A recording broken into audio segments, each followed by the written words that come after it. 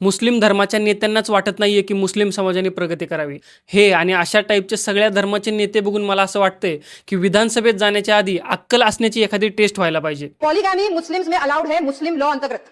पाकिस्तान ने कुछ नया नहीं किया है।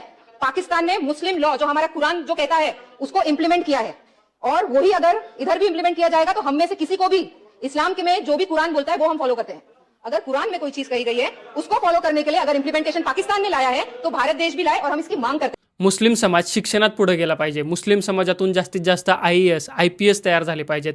मुस्लिम समाज ज्या भागात राहतो तो भाग हायटेक झाला पाहिजे, तिथून कचरा बाहेर गेला पाहिजे। ह्या गोष्टी मागण्यासाठी आपण विधानसभेत जातो, पण ह्यांना विधानसभेत जाऊन पॉलिगामीचा लॉ पाहिजे, कारण तो पाकिस्तानने लागू केलेला आहे। मुस्लिम समाजाने त्यांचे नेते निवडून देताना थोडासा विचार करायला पाहिजे। हिंदूंमध्ये सुद्धा बहुपत्नीत्व होतं, सतीप्रथा होती, पण ह्या सगळ्या गोष्टी काळानुसार बंद होत गेल्या आणि मुलींच्या शिक्षणाकडे जास्तीत जास्त लक्ष दिलं गेलं। असं काहीतरी करायचं बघा।